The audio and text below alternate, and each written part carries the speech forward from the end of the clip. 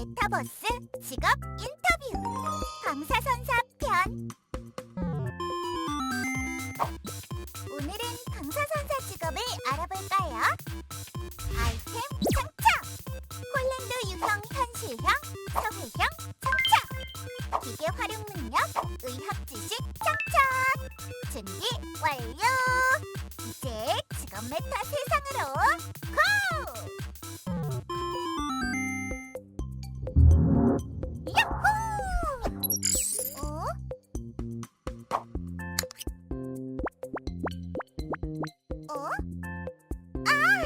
이곳이 방사선사가 일하는 곳이군.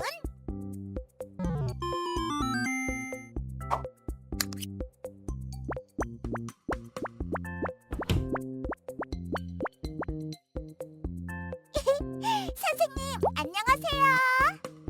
안녕하세요. 무엇을 도와드릴까요? 방사선사에 대해 알고 싶어요. 방사선사 최규환입니다. 저와 함께 직업에 대해 알아볼까요?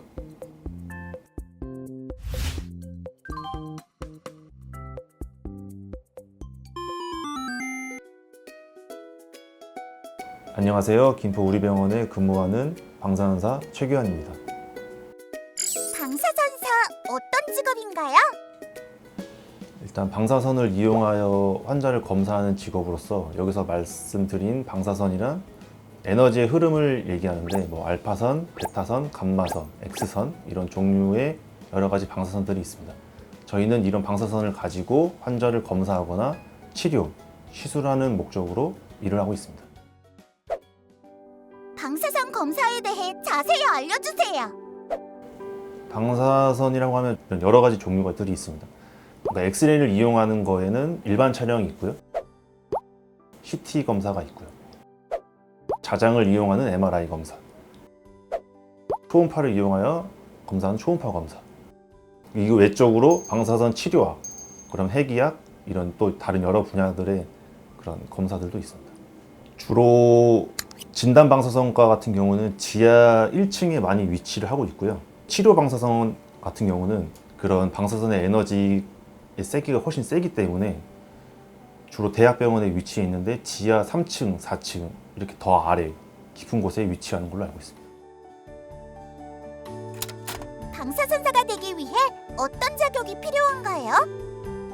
일단 방사선사가 되기 위해서는 대학교 3년제 이상의 학과를 졸업하시면 이제 국가고시를 볼 수 있는 자격이 주어집니다. 이 자격이 주어진 상태에서 국가고시 시험을 통과하시면 면허증이 나오는데 이 면허증을 취득하셔야만 병원이나 다른 현장에서 방사선사로서 일을 하실 수 있습니다.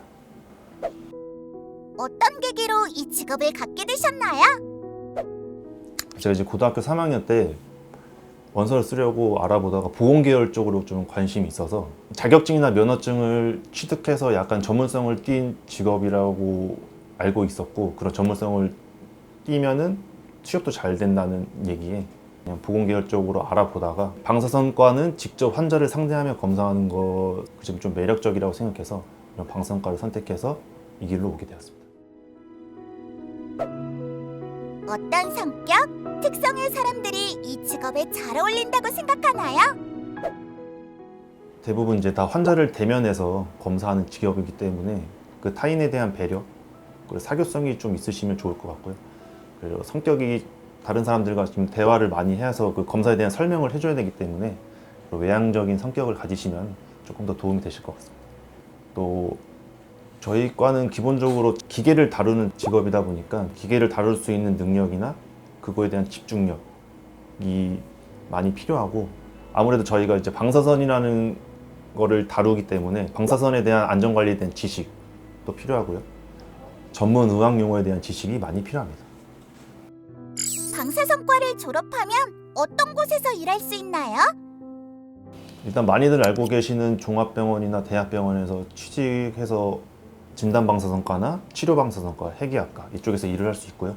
그 외적으로 산업체나 대학 방사선 안전관리자로서 일을 하면서 방사선을 관리하는 업무도 할 수 있고, 그런 보건직이나 의료기술직 공무원을 준비해서 국가공무원이 되면은 보건소에서 일을 하면서 이제 행정 업무 이런 일도 하는 직종도 있습니다. 방사선사 일을 하며 기억에 남는 에피소드가 있을까요? 최충격파 세석술이라고 하는 이 시술이 요로결석이 있으신 환자들이 받는 시술인데, 이 요로결석이 있으면 진짜 허리가 끊어질 것 같은 고통이 있으시다고 하시더라고요. 그런 환자 중에 한 분이 응급실로 새벽에 오셔서 내원하셔서 검사하시고 돌이 있으신 걸 확인한 다음에 오전에 바로 여기서 시술을 받으셨습니다. 받으시고 일주일 후에 검사를 하셨는데 돌이 완전히 빠져나가신 걸 확인하시고 저한테 지나가면서 그냥 되게 고맙다고 말씀하셨던 게 가장 뿌듯한 기억으로 남고 있습니다. 방사선사 직업의 장점에는 무엇이 있을까요? 방사선사는 병원에서 없어서는 안 될 직종으로 취업이 잘 된다는 장점이 있고요. 그 외적으로 다른 분야로 진출도 많이 할 수 있고요. 그리고 대부분 출퇴근 시간이 거의 일정하기 때문에 퇴근하시고 나서도 자기 시간을 많이 가질 수 있고, 대부분 근무하는 공간이 실내이기 때문에 근무 공간이 쾌적한 편입니다. 방사선사로서 일할 때 힘든 점은 무엇인가요? 그러니까 제가 지금 종합병원에서 일하면서 가장 힘든 거는 응급실을 운영하는 병원에서는 24시간 환자를 계속 검사해야 되기 때문에 그런 응급실에서 응급 환자를 검사하면서 수면 패턴이 좀 깨지는 게 가장 힘들었던 것 같습니다. 방사선사 업무를 수행할 때 방사선 노출에 대한 위험성은 없나요?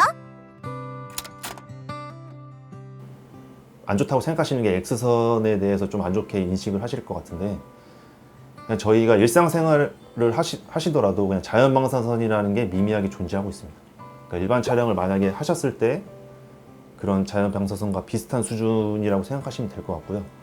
CT 검사를 하시면 아무래도 이거 자연방사선 양에 비해서는 훨씬 더 많은 양이지만, 이게 CT 검사를 하는 것 자체가 피폭량보다 진단적인 가치가 더 높기 때문에 검사를 진행하는 것도 있습니다. 그리고 대부분 방사선사들이 환자 포지션을 잡고 환자 자세를 잡고 들어와서 검사를 하기 때문에 응급실 같은 경우 막 진짜 거동이 안 되시는 분들이 있거나 오시면은 저희가 옷을 입고 들어가서 검사하는 경우가 있습니다. 그런 경우가 아니고서야는 방사선에 대한 노출은 거의 없다고 보시면 될 것 같습니다. 방사선사의 직업 전망에 대해 어떻게 생각하시나요? 우리나라는 의료보험 제도가 잘 돼 있어서 조금이라도 불편하시면은 병원에 오셔서 검사를 받고 치료를 받으시는 분들도 많고요. 생활 수준이나 뭐 이런 기대 수명, 평균 수명이 높아지면서 건강검진에 대한 수요도 엄청나게 높아지고 있습니다. 그에 따른 방사선사에 대한 수요도 꾸준하게 증가할 것으로 생각하고 있습니다. 방사선사를 꿈꾸는 저희에게 응원의 메시지 부탁드려요. 나중에 방사선사로서 진짜 취직을 하시게 된다면 그 무대에 취직을 하시고 나서도 자기 개발을 위한 노력을 끊임없이 해주셨으면 좋겠습니다. 항상 자신을 갈고 닦는다면 이 사회에 조금 더 영향력을 줄 수 있는 방사선사로서 성장하실 수 있을 거라고 생각합니다. 방사선사는 국민의 행복과 건강을 위해 항상 도움을 드리려고 노력을 하고 있습니다. 여러분들도 이 가치 있는 일에 같이 도전해 주셨으면 좋겠습니다.